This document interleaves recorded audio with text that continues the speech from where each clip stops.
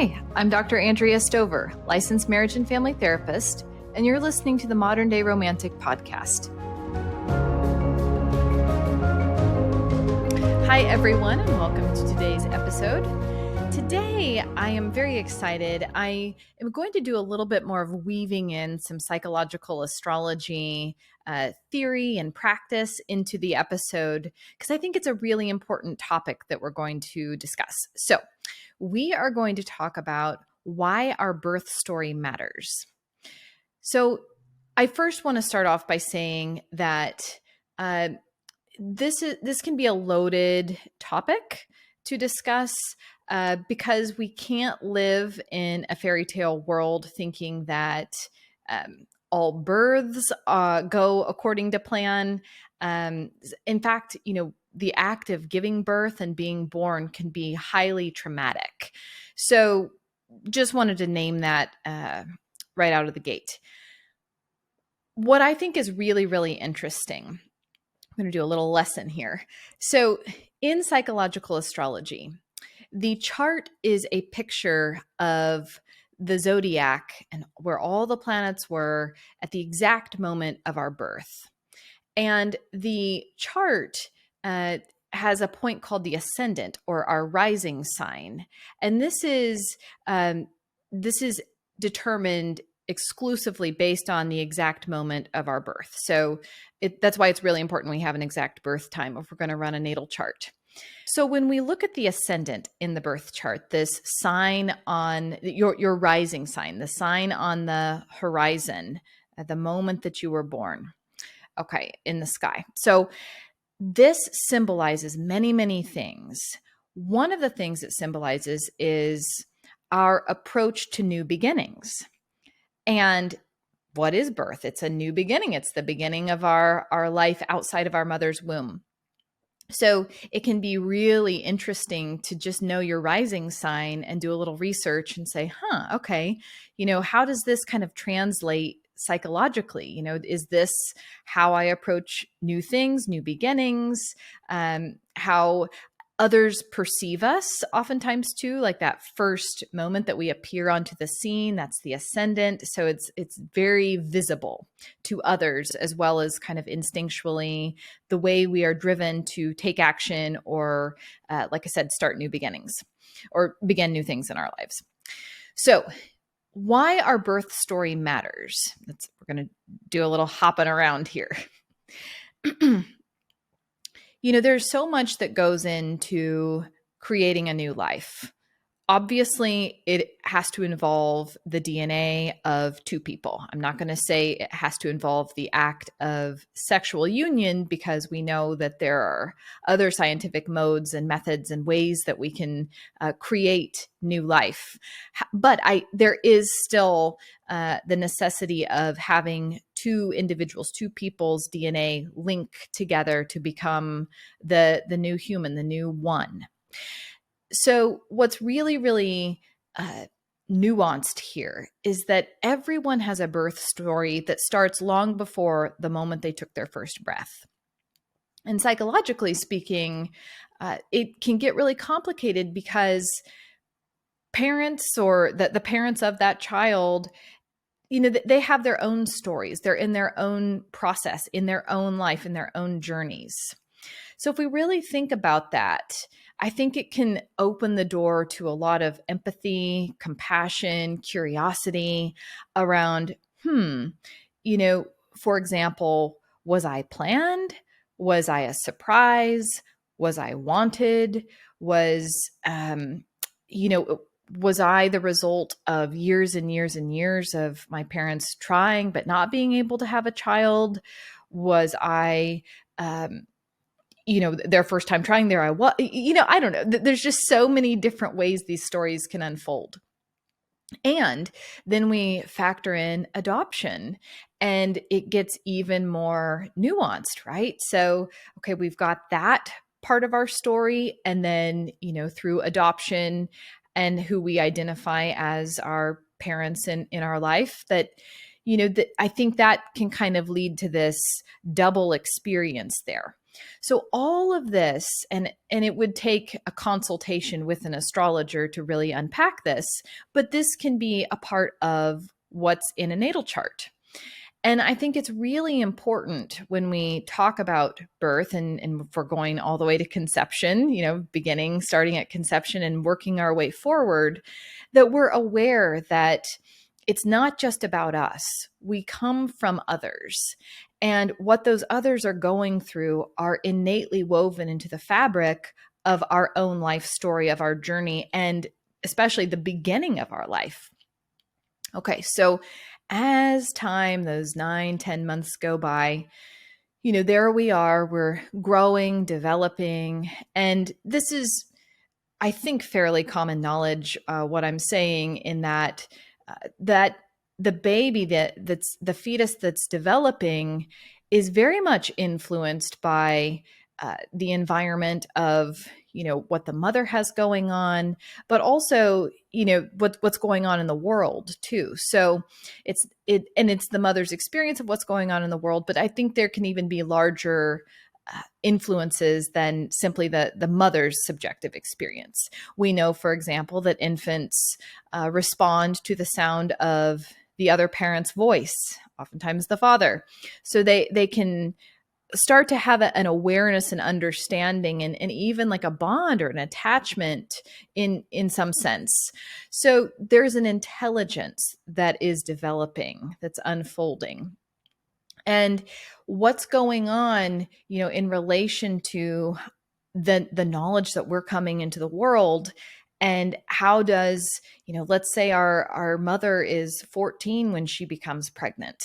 Okay, well, what is the outside world's reaction to our life likely going to be? Probably something different than if our mother is 30 and has been married for 5 or 6 years and is having her first child.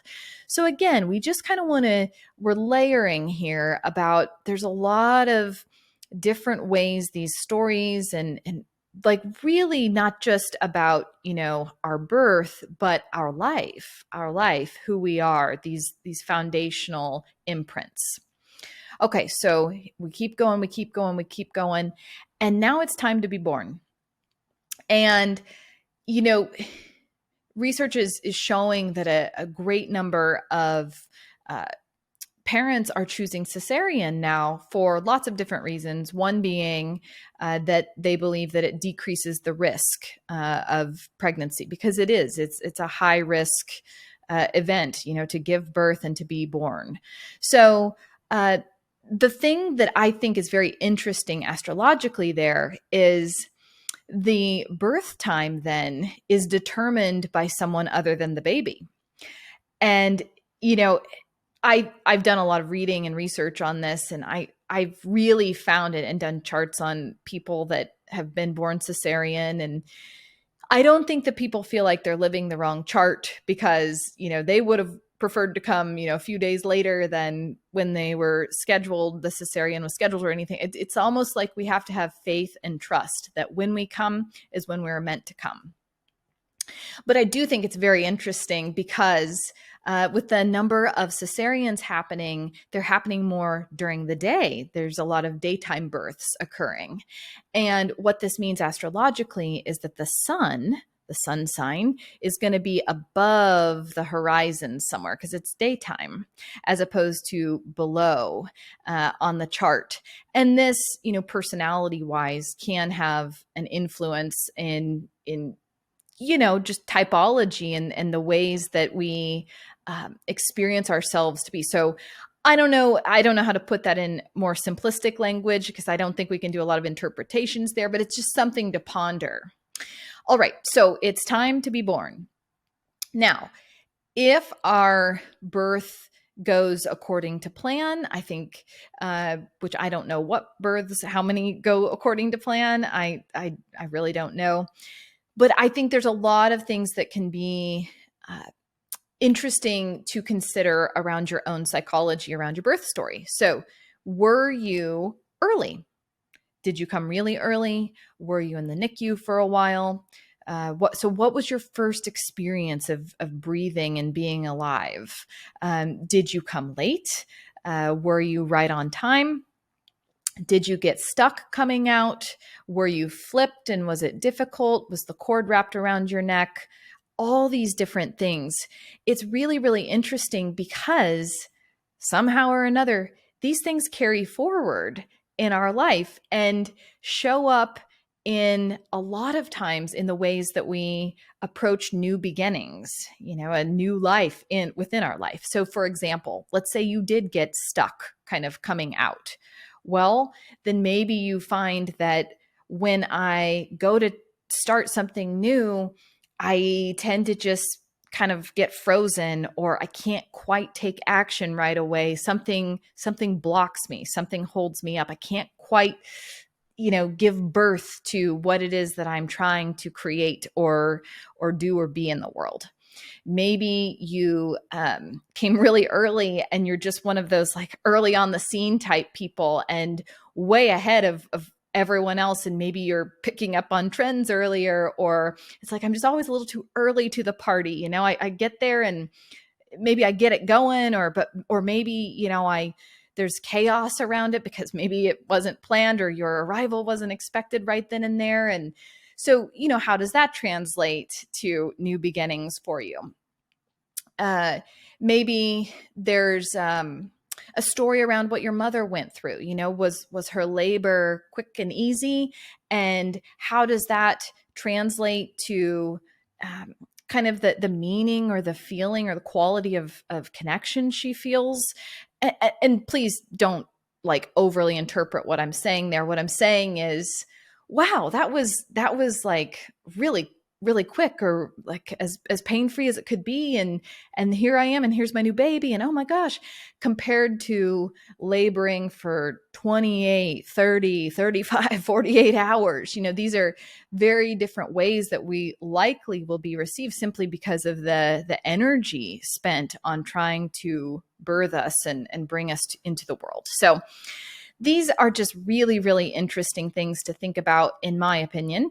And I would encourage anyone who doesn't know your birth story to try to get as much information as you can and just play around with it. So see if, being early to things and how does that translate? Being right on time. Maybe you were punctual, like you came exactly on your due date, and good for you, you little type A or something like that. Maybe you were really late and afraid, and maybe it just, you didn't feel quite ready, and maybe you never feel quite ready. All of these things play in and factor into our psychology. And the amazing thing about astrology is that there's all these symbols that show us, and they're multivalent. So there's lots of different expressions and meanings we can put on the symbols. But the birth story, whenever I'm working with people, I love to know as much as I can kind of about that. And now it's not just even about the birth, it's about that bonding then, right? But that's what I was saying earlier is, if the mother has gone through a tremendous amount, and sadly, but realistically, like some mothers, face death, like that they really come as close to. I once read this, and I've never forgotten it, around birth. And it said that the moment of giving birth in a woman's life takes her the closest to death that she'll ever be, more than likely, prior to actually, her passing. So there's something symbolic in there, could be very literal, like the amount of pain and agony, despair, kind of going through that process, the laboring in order to bring new life into the world. And symbolically, even if you don't have any children, you never plan to have children, it's just important for you to know your experience, your narrative around your birth, what it was like for you, and just reflect on, hey, yeah, how am I when it comes time to that moment of crowning, that moment of, here's the new life, what's going to happen next. So I just thought this would be an interesting, fresh, different episode to do a little reflecting on. There's so much more I could say about birth and our birth stories. The one thing I did want to mention as well is that there are some really cool healing modalities and therapeutic modalities that also talk about the body's memory of these things. So Stanislav Grof, for example, is a person who's written a lot about the time in utero. And I believe he calls it the perinatal matrix, and these different processes that occur all within the developing fetus while in utero. So I think it's very fascinating from a psychoanalytic perspective. One of the stories that Stanislav Grof had shared, and it's been a while since I read this, so I believe I'm recalling this fairly accurately, but he was talking about a person he was working with who had gotten stuck coming out. And as a result, they had a phobia around being in small spaces, small confined spaces, later on in their life, which makes sense because the body holds that memory. And another example was, and I apologize for being graphic if this is too graphic, but I think we all know birth is messy. It's messy, and it's not a neat and clean process. And there was one story he was sharing of someone he was working with that I think had gotten. Let's just say it was extra messy, that this birthing process. And as a result, the person, like how that kind of played out in their life was through OCD and always wanting to be clean all the time. So those sound overly simplified. Believe me, he doesn't overly simplify. There's a lot of complexity and brilliance in his writing, but I think it's so interesting to think about not just early childhood, but early life experiences. And that can be from the moment of conception on through the moment of birth. So much happens in whatever window of time we want to call that, the 9-month, 10-month window there. And I think that that's something to really chew on and see what you come up with. I hope you enjoyed circling around this topic with me. I know that it's kind of hard to do this in that everyone's story is so unique and circumstances are vastly different from one another's, but it's still very interesting to consider, in my opinion. All right, I'll see you next episode.